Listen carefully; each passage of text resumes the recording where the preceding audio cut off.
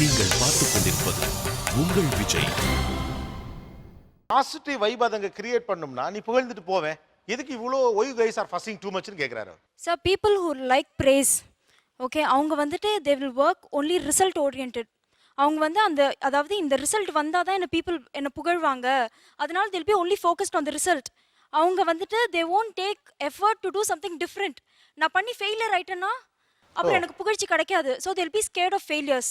சும்மா யாரும் எதுவும் சொல்ல மாட்டாங்க சார். யாராவது ஏதாவது சொல்கிறாங்கன்னா அதில் கண்டிப்பாக 30% to 40% உண்மை இருக்கும். என்னோட ட்ரீம் என்னன்னு எனக்கு தெரியாது. ஸோ நான் ஏதோ சும்மா ஹேபிட்காக ஏதோ பெயிண்ட் பண்ணிட்டு இருப்போம். அப்போ என் ஃப்ரெண்டு வந்து நீ நல்லா பெயிண்ட் பண்ணடா, இதில் கெரியர் பர்சியூ பண்ணால் நல்லா இருக்கும் அப்படின்னு சொல்லுவான் என் ஃப்ரெண்டு. ஸோ மேபி நான் ட்ரை பண்ண கன்ஃபியூஸ் பண்ணிக்கிறீங்க. பாராட்டுங்கிறது வேற. ஆக்சுவலி இது புகழோட கரெக்டான டெஃபினேஷன் பார்த்தீங்கன்னா வந்து டூ வே ஹாப்பினஸ் சார். நம்ம ஒருத்தர் புகழலாம், அது அவங்களும் சந்தோஷம் இருக்கும், அதனால் நம்மளுக்கு வந்து கிடைக்கும். இப்போ புகழ்ச்சினால வந்து எனக்கு வந்து ஒரு ஒரு ஒரு பயன் வந்து முழுமையாகவும் விரைவாகவும் கிடைக்கணும் வந்து நான் புகழ்றது வந்து தப்பே கிடையாது. எக்ஸாம்பிள் வந்து எல்லாருமே வந்து இப்போ இது வந்து எல்லாருக்கும் ஒரு டாஸ்க் இருக்கும், எல்லாருக்கும் ஒரு டார்கெட் இருக்கும். எக்ஸாம்பிள் வந்து ஒரு குப்பையில் கிடந்த ஒரு ஆணி எடுக்கிறதுக்கு ஒரு 10 பேர் கொடுத்தாங்கன்னா ஒருத்தர் வெறுங்கனில் பார்ப்பாரு, ஒருத்தர் இது வச்சு பார்ப்பாரு, பக்கத்தில் வச்சு ஒருத்தர் வெறுங்கனில் இது பண்ணுவார், ஒருத்தர் வந்து லென்ஸ் வச்சு பார்ப்பாருன்னு இருக்கும். நான் யூஸ் பண்ணுறது வந்து மேக்னெட் யூஸ் பண்ணுறேன், அது வந்து இன்னொருத்தரை கவர்றது ஈஸியாக என்னோட வேலை முடியுது. ஸோ அதை யூஸ் பண்ணுறதுனால என்ன தப்பு? அது புகழ்ச்சிக்கு அவங்க தகுதியானவங்களாவே இருக்க மாட்டோம். நம்ம காரியம் சாதிக்கணுங்க மிகைப்படுத்தி சொல்றது தான் புகழ்ச்சியாவே நம்ம கன்சிடர் பண்றோம். அப்படி இருக்கும் போது நம்மளுக்கே தோணும், ஐயோ நம்ம இவருக்கு தகுதியில இவரை போய் நம்ம இப்படி புகழ்ந்துட்டோமே, நமக்கே மனசாட்சி உறுத்தும். அப்போ நமக்கு நிஜமான அங்கீகாரத்தை கிடைக்கிற அவங்கள பார்க்கும் போது அவங்கள நம்ம பாராட்டணும்னே நமக்கு தோணவே தோணாது. Sir first of all ego first போயிடுது சார் ஒருத்தர் புகழ்றப்போ. Good perception man, very good perception. Ego போகுது. எப்படி போகுது அது கொஞ்சம் எக்ஸ்பிளைன் பண்ண முடியுமா? எனக்கு கரெக்டாக சொல்ல முடியுமா? ஒரு டீம் ஸ்பிரிட், ஒரு ஈகோ போயிடுது. நான் எனக்கும் ஒருத்தருக்கும் ஆகலை, ஒரு வேலை நடக்கல, வேற ஒரு டீமில் இருக்காரு. First of all sir chance இல்லை, நீங்கள் எப்போ வந்தாலும் எனக்கு சப்போர்ட்டிவாக இருக்கீங்க அப்படின்னு சொல்ல அந்த டீமுக்கு எனக்குள்ள ஈகோ ஃபஸ்ட்டு போயிடுது. எனக்கு அந்த இடத்துல வேலை நடக்குது. என்னோட டீமுக்குள்ள எனக்கு ஒரு ஸ்பிரிட் கிரியேட் பண்ணுறதுக்கு இந்த புகழ்ச்சி. இந்த பாயிண்ட் யாராவது பேச முடியுமா? நீங்களாம் கொஞ்சம் ஈகோ பிடிச்சவங்கன்னு சொல்கிறாங்க. அதாவது ஒருத்தனை புகழ்றதுக்கு உங்களுக்கு மனசே வரல. அது அப்படி இல்லை, நம்மளால முடியும், நம்மளுக்கு மேல ஒரு பெட்டர் பர்சன் இருக்காரா அப்படிங்கிற நம்ம மென்டாலிட்டி அக்செப்ட் பண்ணிக்காது. அதனால தான் அதுக்கு பேர் ஈகோ கொடுக்க வேண்டாம். புகழும் போது ஈகோ உடைகிறதுங்கிறார். He said praise பண்ணாதவங்கள ஈகோ இருக்கிறவங்க. நான் வந்து praise தான் பண்ண மாட்டேன், but I will encourage. There is a difference between encouragement and praising. இல்லை அப்படி இல்லை சார். இப்போ என்கரேஜ் பண்ணலாம். உங்களுக்கு ஆகாத டீம் போய் புதுசாக நீங்கள் என்ன என்கரேஜ் பண்ணுவீங்க? அப்படி புகழ்னா ஒரு டீம் கண்டிப்பாக கிரியேட் பண்ண முடியும். நீங்கள் தனியாக தான் இருப்பீங்க, ஓகே பரவாயில்ல நல்லா பண்ணியிருக்கேன் என்கரேஜ் அப்படின்ட்டு போகிறதுனால நீங்கள் ஓகே அந்த இடத்துல நீங்கள் அவரை வந்து என்கரேஜ் பண்ணியிருக்கீங்க. பட் அந்த என்கரேஜ்மெண்ட் அவருக்கு பெரிய உறுதுணையாக இருக்குன்னு சொல்லவே முடியாது. ஆனால் எல்லாரும் பண்ணுறதா. ஏன்னா நீங்கள் ஒரு சக்ஸஸ் ஆனீங்கன்னா எல்லாருமே என்கரேஜ் பண்ணுவாங்க, ஆனால் யாரும் புகழ மாட்டாங்க. புகழ்றவங்க யாராவது உங்களை வேண்டிப்பட்டு தான் புகழ்வாங்க. அந்த டீம் நீங்கள் உருவாக்க முடியும், அப்படி நீங்கள் தான் உருவாக்க முடியாது. நீங்க வந்துட்டு you did a good ஜாப்னு சொல்றதை விட உன்னோட எஃபர்ட் அப்ரிஷியேட் பண்ணி நீ நெக்ஸ்ட் டைம் இந்த மாதிரி எஃபர்ட் பண்ணி இன்னும் பண்ணனும் மேடம். என்கரேஜ்மென்ட்டோட ஹை லெவல் தான் புகழ்ச்சி. அது நீங்க லோ லெவல்ல நிக்கிறீங்க. நீங்க வந்து ஓகே குட் அப்படினு போயிட்டே இருக்கீங்க. Encouragement is totally different from praising. எப்படி பிரைசிங்? நீங்க என்கரேஜ்மென்ட் பிரைசிங்கோட starting stage. Sir, for some people no, praising is very embarrassing. அப்ப என்ன செய்யறது? Encouragement is okay for everyone. But for some people praising is embarrassment. Sir கண்டிப்பா அப்படி ரொம்ப புகழ்றப்போ ஒருத்தர் முகசுளிக்கிற மாதிரி நம்மளால போக முடியாது. இல்ல ரெண்டு விஷயத்தை நீங்க புரிஞ்சுக்கணும். நீங்களே எல்லாத்தையும் முடிவு பண்ணிக்கிறீங்க. புகழ்ற ஆளுங்கள்ட்ட ஒரு சிக்கல் இருக்கு. இந்த உலகமே புகழுகா காத்துக்கிட்டு இருக்குங்கிற மாதிரில சொல்றீங்க. நிச்சயமா அடுத்த முகம் சுளிக்கிற மாதிரி நீங்க புகழல நீங்க நினைக்கலாம். ஏன்னா உங்களுக்கு புகழ்ந்து பழக்கம். இப்போ இவங்க மாதிரி ஒரு கேரக்டர் நீங்க ரெண்டு வார்த்தை கூட சொன்னா உங்களை எப்படி சந்திக்கிறதுனே உங்களுக்கு சங்கடமா இருக்கு.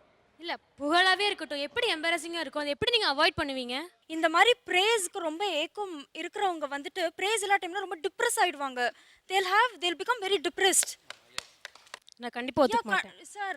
இந்த இந்த இந்த ஷோ முடிஞ்சே நீங்க நல்லா பேசுங்க, உங்களுக்கு பிரைஸ் கொடுத்தாங்கன்னா நீங்க என்ன பண்ணுவீங்க? எனக்கெல்லாம் வேண்டாம் அப்படின்னு சொல்ல போறீங்க? எக்ஸ்கியூஸ் மீ, பிரைஸ் கொடுக்கறது எப்படி பிரேசிங் ஆகும்? அது ஒரு என்கரேஜ்மென்ட் தானே. ஆனா இவங்க ரெண்டு வார்த்தை சொன்னது கொஞ்சம் கவனிக்க வேண்டியதா இருக்கு. ஒருத்தரை எம்பாரசிங்கா கொண்டு போய் விட்டு நமக்கு தெரியாது. நம்மலாம் நினைச்சிட்டு இருப்போம் ஒரு 2 தடவை நீங்க புகழ்வீங்க. நீங்க ஆக்சுவலா அடிக்கடி புகழை சந்தித்தவர்களை கேட்டு பாருங்க. ஆக்சுவலா என்னதான் அந்த புகழ்றது தப்பு அப்படிலாம் இவங்க சொன்னாலும் கூட இப்படி புகழும் போது இந்த ஒரு லெட்டர் மாதிரிலாம் எழுதிட்டு வந்திருக்கீங்களா, இப்படி புகழுவதன் மூலம் உங்களுக்கு கிடைக்கக்கூடிய ஊவகை சந்தோஷம் எப்படிப்பட்டது? என் மனம் நிறைவடையுது. அதில் என்னுடைய வரிகள், என்னுடைய சொற்கள், கருத்துக்கள் அவனுடைய மனதை பதியும். பதிந்தால் இந்த சமுதாயத்துக்கு நல்ல விளைவுகள் ஏற்படும் அப்படின்னு நான் நினைக்கிறேன்.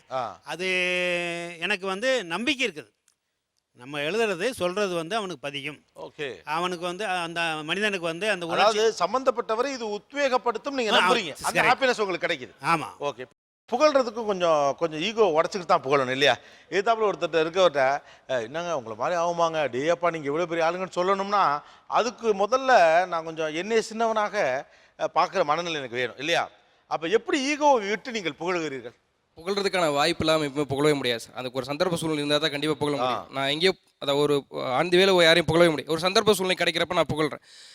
அப்படி புகழ்றதுனால எனக்கு இது initiative of bonding the people sir. ஒரு பீப்புளை என்னால் பாண்ட் பண்ண முடியுது. ஒருத்தரோட என்னோட நெருக்கத்தை அதிகரிச்சுக்க முடியுது இந்த புகழ்ச்சியினால்.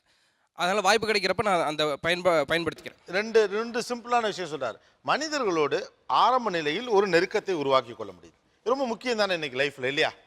அது கிடைக்கிறப்ப கொஞ்சம் புகழ்ந்தால் என்ன அப்படின்னு கேட்குறேன். யார்கிட்ட பதில் இருக்கா? சார் நீங்கள் ஒர்க்கை கரெக்டாக பண்ண போகிறீங்க, நீங்கள் என்ன பண்ண போகிறேன்னு வந்திருக்கேன் அப்படின்னு தெரிஞ்சு நம்ம என்ன பண்ண போகிறோன்னு எல்லாமே கிளியராக அந்த பிறகு நான் எதுக்கு தேவையில்லாமல் என் பாஸ்கெட்டெல்லாம் போய் பாண்டிங் வச்சுக்கணும். பாண்டிங் எப்போ தேவைன்றதுலாம் ஓகே தான், ஆனால் அதுக்காக இதுதான் வழி கிடையாது. ஒர்க் பண்ணுறதை கரெக்டாக பண்ணாலே போதும் சார். அப்போ தனி மனிதனாக தான் நிற்கணும் சார். பதில் இருக்கா? எந்த ஒரு ஆர்கனைசேஷனாக இருந்தாலும் நீங்கள் டாப் லெவல் போனோம்னா எத்தனை பேர் சார் காக்கா பிடிச்சி போவீங்க சார்? நம்ம ஃபஸ்ட்டு வெல் எக்யூப்டாக இருக்கும். நம்ம வெல் எக்யூப்டாக இருந்துட்டு நான் புகழ்கிறேன், ஒரு லெவல் போயிட்டேன். திருப்பி இப்போ எனக்கு அது என்ன சொல்கிறது, ஒரு ரெஸ்பான்சிபிலிட்டி வந்துடும். இந்த புகழ்ச்சியை ஃபஸ்ட்டு நான் தக்க வச்சுக்கணும். நான் அவரை புகழ்கிறேன், அதேமாரி நான் அந்த அட்டைன்மெண்ட்டேனா ஸ்டில் அதுதான் நீ டிரைவிங் ஃபோர்ஸாக பண்ணும். நான் எக்யூப்டாக இருந்துக்கிட்டே தான் நான் புகழ்ந்துட்டு இருக்க முடியும். ஸ்டஃப் இல்லாமல் நான் புகழ்ந்துட்டே இருந்தால் யாரும் இது கிடையாது, சென்ஸ்லெஸ் பீப்புள் கிடையாது. Everybody knows everything. So சும்மானாச்சுக்கு புகழ்ந்து நாங்கள் வரல, ரெண்டு ஈக்குவல் காம்படிட்டர்ஸ் அவர் சொன்ன மாதிரி. ஸோ அது எனக்கு சப்போர்ட் பண்ணுது அப்படிங்கிறார். ஒருத்தரை புகழ்ந்து உண்மையான விஷயத்துக்காக இருக்கிற விஷயத்துக்காக புகழ்ந்து பேசும்போது அவர் சந்தோஷப்படுவார். நான் சொல்கிறேன், இதை உண்மைன்னு ஒத்துக்கிறீங்களா இல்லையா? இப்போ எதிரணியில் இருக்கார் அந்த ரெண்டாவது அந்த ரோஸ் கலர் சட்டை, அவர் தான். அவரோட மீசை ரொம்ப அழகாக இருக்குன்னு நான் சொல்கிறேன். அதனால் அவர் ரொம்ப கோபமாயிட்டாரா இல்லை சந்தோஷம் அடைஞ்சாரா? அவர் மனதளவில் அவரை தொட்டு சொல்லுங்கள். இது நான் காம்ப்ளிமெண்ட்டாக தான் இது வேணும், புகழறீங்கன்னு பார்க்க மாட்டேன். கண்டிப்பாக மனதளவில் சந்தோஷம் தரும். ஆனால் இதை வச்சு நீங்கள் இது போதும் சார் எங்களுக்கு. இல்லை, இதை சந்தோஷத்துக்கான புகழ்ச்சிங்கிறது சந்தனம் மாதிரி சார். சந்தனத்தை கொடுக்குற கையும் மணக்கும், வாங்குற கையும். இல்லை, இதுக்கு நான் ஆன்சர் பண்ணிடுறேன். நீங்கள் புகழ்ச்சின்றது பாண்டிங் கிரியேட் பண்ணிட்டு அதனால ஃபேவரட்டிசம் போனீங்கன்னா தான் நாங்கள் எதிர்க்கிறோமே தவிர, ஃபேவரட்டிசம் இல்லாத ஒரு தேர்ட் பர்சனை போய் நீங்கள் புகழ்ந்துருந்தீங்கன்னா நாங்கள் எதுவுமே சொல்ல போகிறதில்ல. உண்மையாலுமே அந்த புகழ்ச்சிக்கு அவர் எலிஜிபிலிட்டியா? இப்போ அவர் சொன்னார் 2 பேர் திறமசாலிங்க நாங்கள் இருக்கிறோம், எங்களுக்குள்ள ஒருத்தர்கிட்ட புகழ்ந்தா மட்டும் நான் ஒரு ஸ்டெப் மேலே போகிறதுக்கான. இன்னொருத்தன் உண்மையாலுமே திறமசாலி இல்லைன்றது இவனோட கன்சர்ன். அவன் மேலே வந்துகிட்டே இருக்கான். ஒன் பாயிண்ட் ஆஃப் டைமில் அவன் டீமே அழிச்சிருவான். அவனுக்கு கீழே இருக்கவன் பார்த்தீங்கன்னா உண்மையாலுமே அதோட எக்ஸ்ட்ராடனரி திறமையாக இருப்பான். அவனுக்கு பார்த்தீங்கன்னா க்ரோத்தே கிடைச்சிருக்காது. ஏன்னா அவனுக்கு ஜாலரா தட்ட தெரியாது. இதுதான் உண்மை. அப்போ இவர்களுடைய புகழுக்கு பின்னால் என்னவெல்லாம் வச்சிருக்காங்க? எதுக்காக இவங்கெல்லாம் புகழ்றாங்க? சுயநலம் இருக்குது. சுயநலம் வேற, திறமையின்மை இருக்கு. திறமையின்மையை மறைக்கிறதுக்காக அவங்க எங்கேருந்து அப்ரிஷியேட் வாங்கணுமோ அதை கொஞ்சம் அதிகமாக புகழ்ந்து காட்டுறது. ஓகே. இந்த புகழ்ச்சியே நடக்கிறது, அதன் பின்னால் என்ன ஒளிந்திருக்கிறது? ஒரு கும்பலில் தனியாக நம்மளை காட்டிக்கிறது. ஒருத்தர் புகழ்ந்து பேசணும் அப்படின்னாக்கா எல்லாரும் ஒரு மாதிரி பேசி நம்ம மட்டும் தனியாக புகழ்ந்து பேசணும்னாக்கா நம்ம தனியாக அவருக்கு மைண்டில் நிற்போம் சார். அவர்கிட்ட வேற என்ன ரீசன்? Very simple sir. சீக்கிரமாக முன்னேறதுக்கு சார். திறமை வச்சு முன்னேறது it will take long time. அதுவே ஒரு ஆளு புகழ்ந்தா நம்ம சீக்கிரமா முன்னேறலாம். முன்னேற்றம் சீக்கிரமா இருக்கணுங்கிறதுக்காக புகழ்றாங்க. வேற சார், ஒருத்தர் முடிச்சு விடுறது கூட புகழலாம் சார். முடிச்சு விடுறது ஒண்ணுமில்லாம ஆக்குறது கூட. ஒருத்தர் ஒண்ணுமில்லாம பண்றதுக்காகவும் புகழலாம் சார். ஓகே. ஆளை காலி பண்றது வேற சார். ஒரு ஆளை புகழ்றோன்னா உண்மையாக ஒரு பெரிய ஆளாக இருப்பார். அவரை வச்சு நம்மளையும் சமூகத்தில் நானும் இவர் கூட இருக்கேங்கிற ஒரு அட்ரஸ் முகவரியாக பண்ணி, ஒரு முகவரியாக அவரோட நான் பக்கத்தில் இருக்கேன்னு காட்டிக்கிறதுக்காக 4 பேர் நாளைக்கு என்னையும் பார்ப்போம். வேற என்ன ரீசன்? எல்லா புகழ்ச்சிக்கு பின்னாடியும் ஒரு எதிர்பார்ப்பு இருக்குது, எக்ஸ்பெக்டேஷன். ஸோ இடன் அஜெண்டான்னு சொல்லலாம் அதை. ஸோ இப்போ இல்லாட்டி கூட இன்னொரு 1 year 2 yearsல ஓகே இவர் இப்போ இந்த லெவலில் இருக்காரு, இவரை இப்போவே கொஞ்சம் நம்ம கைக்குள்ளே போட்டு வச்சுக்கலாம், இது மாதிரி கொஞ்சம் நல்லா we should be in his favourite books அப்படின்ற மாதிரி ஒரு இது கிரியேட் பண்ணி வச்சுட்டு maybe after 2 years down the line அவருக்கு கொஞ்சம் பெரிய லெவலில் இருப்பார். அப்போ இதை யூஸ் பண்ணுவாங்க. ஓகே, அவங்களோட growth அவங்க வளர நாமும் வளரலாம் அப்படிங்கிற ஐடியாவில் பழகி வச்சுருக்கோம். ஓகே, நீங்கள் சொன்னதில் ஒரு வார்த்தை ரொம்ப முக்கியமானது, ஹிடன் அஜெண்டா இவங்களுக்கு இருக்குது அப்படின்னு சொன்னீங்க. அப்போ இவங்க ஏதோ ஒன்று மனசில் வச்சுக்கிட்டு தான் புகழ்றாங்கன்னு தான் நீங்கள் நம்புறீங்க. இவர்களின் புகழ்தலுக்கு பின்னால் இருக்கிற உங்களின் சந்தேகம்? முதல் நோக்கம் அவங்க கிட்டேருந்து அவங்களோட பேரை வச்சு இல்லை அவங்களோட பதவியை வச்சு நம்ம குறுக்கு வழியில் சீக்கிரமாக முன்னேறலாம் அப்படிங்கிற ஒரு மெயின் எக்ஸ்பெக்டேஷன்.